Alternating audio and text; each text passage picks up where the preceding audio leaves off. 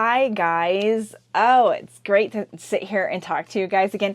Don't mind my books in the background. I just got done filming a video talking about all the books that I've read so far in 2025. It's kind of like that halfway point. So I kind of have some books around me, but I wanted to sit down and chat with you guys now and talk all about recovery after a race. I have done long runs and things like that. Before the race, I had ran an 11-mile run, and you know what? Your low key runs, long runs, I feel are so different than races. You're pushing yourself harder, and in races, you're like, everything is just different when it comes to a race. At least that's my experience. Every race I've run has always felt at a higher level than when I just go out and run on my own. You don't feel that pressure to perform, like if you have to stop and walk, you have to stop and walk. You're not pushing your body as hard as you do when you race. Yeah, like in my last video, I talked all about my half marathon race, the demands that it took out of my body. You guys, it was hard. It was rough. I had ran paces that I had never ran before. I was speeding. I was going faster. I was working harder. My heart was working harder for longer, and I was working muscles that I had never really, I can't say I never worked. I mean, I worked them a little bit, but nowhere near to the degree that they got worked in this downhill race. And if you're new here and this is the first video of mine that you're watching, I ran a half marathon back towards the beginning of June, and it was a downhill half marathon. Okay, so 10 miles of the race were all downhill, and the last 3.1 miles were kind of like up and down a little bit, right? I dropped a huge amount of elevation. I went from 8,725 all the way down to like 5,000 and something. That's how much a drop that I had. It's climbed down. Well, going downhill is a lot easier than going up. Daddy Pig has tripped on a mushroom.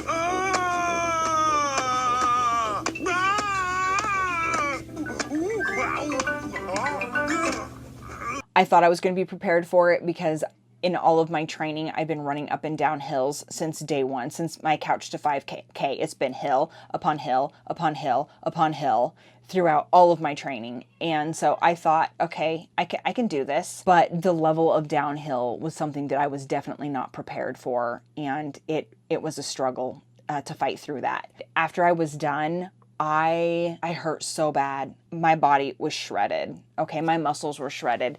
And so you have to understand that after a race, you're going to be sore. Okay, when you're running and you're straining your muscles that much, you are literally tearing the muscles in your legs. Okay, you are giving yourself little micro tears. You need to recover those properly. And recovery doesn't start the day after your race or 2 days after your race. Okay, your recovery has to start immediately. The minute you cross that finish line, you need to be switching gears in your head and getting yourself into recovery mode. You need to be thinking about that. So in this video, I'm going to talk about important things to think about when it comes to proper recovery after a race. Probably, in my opinion, one of the most important recovery steps after a race is celebrating. Yes, you just ran a half marathon. And this can apply to any new distance that you've done. If it's marathon, 5K, it doesn't fully really matter. I'm just saying half marathon because that was what I just completed. So I'm speaking from a half marathon standpoint at this point. I think recovery for a full marathon would definitely be different than a half marathon because it is twice the distance. But some of these things are still going to apply for a marathon and even a 5K. It's just the amount of your recovery is what's going to change, okay? You need to celebrate it. Cross that finish line and praise yourself. You did it. Right? Be happy, be joyous. Oh, it was something that you've worked hard towards. You've trained every day and you've fought and you've bled and you've sweated and you've died, and all to get to the point where you could run this race and then get across that finish line, and you did it. You finished that, you cross that finish line. You need to take the time to celebrate, okay? Don't think negative thoughts. Don't think, oh, well, I was in the middle of the pack, or I was in last place. Don't let your mind go there, okay? Don't be thinking about how you could have performed better, or you should have performed better. Don't do that. You worked hard, you trained hard, you've crossed that finish line. So step one that I want everybody to do after finishing a race is I want you to celebrate. Ready to party. Next would be nutrition. Nutrition is going to be different for some than others. For me, I'm keto, so I don't put as much stock into carbohydrates. People will tell you that you need to be increasing your proteins and your carbohydrates. First off, when you first cross the finish line, you don't want to immediately go and like stuff your face, right? You give yourself a little bit. Have a snack or something like that. If you're absolutely hungry, don't be worrying about eating right away, right? Give your stomach a little bit of time to settle, and then you can eat. And just make sure that you are eating lots of nutritious foods. For me, I really concentrate on my fats and my proteins, and I will up my carbs a little bit, kind of like when I was planning my nutrition right before my race, kind of the same after the race too.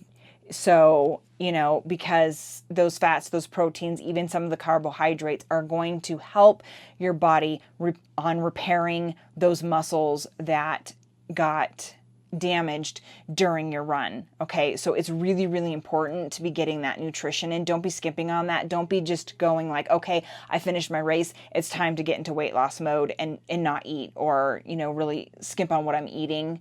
No, don't do that. Just kind of keep your nutrition around the same. It will help you. It'll help with the tired. It will help with the stiffness. It will help repair your muscles quicker. So make sure you're really keeping on top of that nutrition. And I advise doing something similar to what you were doing before your race. Maybe not carb loading, but what you would do like right before you would start doing a carb loading, kind of like that middle ground. Here.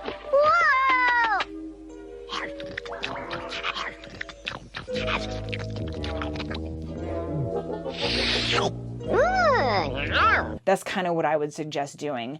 Lots of like salads and steak and eggs and, things like that. Just really nice, healthy protein foods. The non-keto people, I would go with lots of fresh fruits. My keto people out there who are running, I would do more of the veggie type stuff like kale and bell peppers, zucchini. For me, I had like zucchini spaghetti the night after my race. Oh man, it was so good, and it was so protein, fiber, fat fueled that it was it was chef's kiss.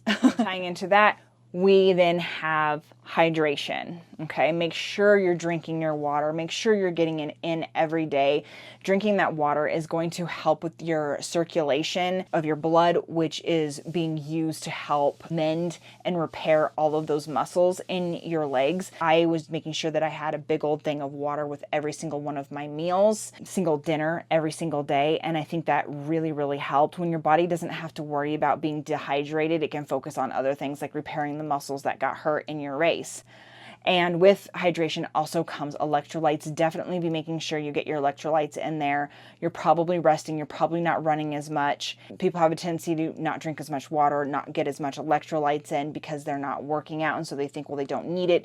But even though you're sitting down and you're resting, your body is still working really, really hard to repair all the damage that was done to it during the race. So you still need to be fueling your body, hydrating your body, electrolyting your body as if you were still running daily. Next, I want to talk about stretching, okay? Because the minute you finish that finish line, you need to be stretching. Stretch, stretch, stretch, stretch, stretch. Stretch it all out. Any stretch that you can think of to do, you need to be doing that immediately. Before you eat anything, before you drink anything, when you cross that finish line, you need to go somewhere and you need to stretch it out. Okay, many of the people I've talked to that ran races that ended up having problems afterwards, it was because they finished their race, they went directly to like a restaurant or something and they sat down to eat because they were hungry, and they got up and they were so stiff and their recovery time took so much longer because they didn't properly stretch their body after they were done with their race. And then after that, every single day you need to be stretching, okay?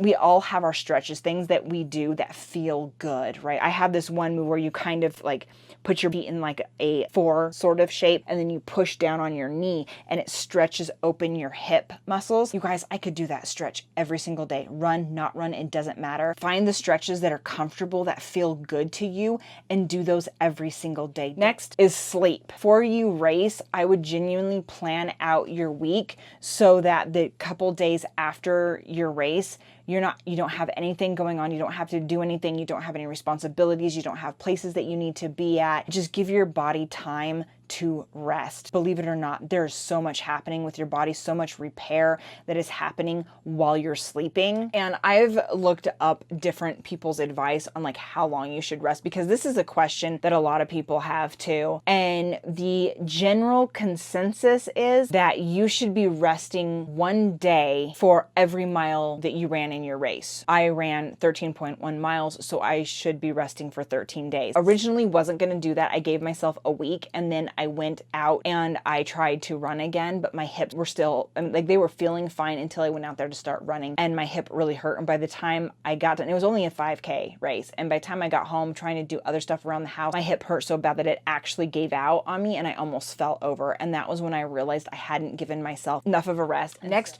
would be cross training, something that's going to help with your recovery, something that's going to help with getting you on your feet again and running again quicker is going to be cross training. Do your best to keep yourself moving the entire time. Don't just go home after your race and sit down and not move for the rest of the day. Although that's what you're going to want to do, although your muscles are hurting and all you want to do is like lay down and die, don't, because it's going to make it harder for your muscles to recover. You need to get blood flowing, and the best way to do that is through movement. And I'm not talking about going out and then running immediately. I'm talking swimming is a great cross training to do after racing. You get the coolness of the pool, of the water, you get the weightlessness, so you're not carrying your own body.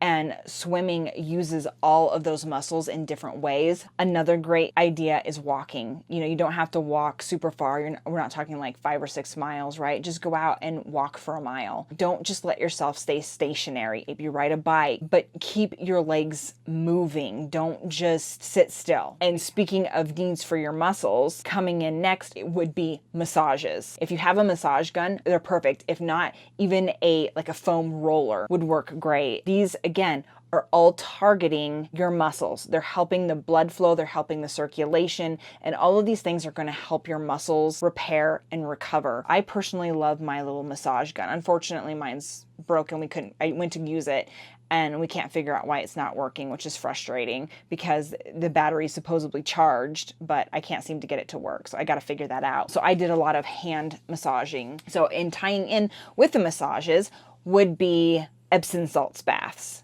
Okay, now just regular baths, lukewarm baths. I've heard people talk about ice water baths, how those are a good thing. And then there's the flip side where there's some that say ice baths aren't good because they actually put a stopper in the healing of your circulation that heals your muscles. Use your own discretion. I would say do your own research. That's the best you can do. Personally, I don't do ice baths. I like lukewarm baths with Epsom salts. I do that a couple times a week. I don't like to do it too much, especially because I live in the desert. The climate's really dry. Next step would be getting back into your routine. It's been a week, 2 weeks, maybe even closer to 2.5, 3 weeks since your race, and now it's time to get yourself back in your routine. I wouldn't suggest going out and then immediately running another half marathon or another marathon. I would start back over, like something I hear a lot of people doing that run marathons. When they decide to run another marathon, they're basically starting their marathon training all over again from the beginning. Now I'm heading for marathon training, so it is going to be a little different for me, but I am starting a little bit lower. My first long run is only going to be 10 miles. It's going to be like a whole month before I get back to another half marathon distance and then go higher than that. Just start back a little bit farther than where you were at your race and then work yourself back up. Okay, this will help your muscles that are still slightly recovering. And then my last piece of advice for you and probably one of the most important, is just to be patient. Everybody's body is different and their recovery times are going to be different based on genetics, age, weight. These all factor in, and they all factor in differently. So you could be looking at your neighbor who ran the same race you did and they're already out there running, but you're in there dying, and then you think there's something wrong with you because you can't be out there yet. And you start thinking, well, maybe running's not for me. Maybe my body's not meant to run. It can be easy to get in your head. You got to stop thinking those thoughts. Look at what you've done in the past. So it used to be that a 5K distance for me was like 40 minutes last year. Now I'm running on average 33 minutes for a 5K distance. That is 13 minutes off the time that I used to be last year. You will improve, you will get better as your fitness increases, your speed will increase, the distance you can run, your stamina will increase, everything will increase. You just have to be patient. And that's the same with your recovery. If you go out there and try to run and your body is saying no, then you need to listen to it and you need to stop and you need to give it another couple days and then try again. And don't get discouraged. Sometimes your body just needs to recover. Just be patient. You will get back out there. You will run again. And you will have an amazing time. None of that is going to change. Your love of running isn't going to change. Just remember to be patient. Give yourself the time that you need for that recovery. Rest, hydrate, stretch, cross-train, all of those things. You'll do okay. So I hope this helped you guys. If you just got done with a race, or maybe you're thinking about going into a race, I hope this will help you for after your race. I'm looking forward to getting into my marathon training. I have a whole vlog coming for you guys of my first week of marathon training, and boy has it been a journey so far, and it's only the third day. It's been a journey already. If you're new, you're definitely going to want to stick around and be listening in on that. And I will see you guys in my next video. Bye.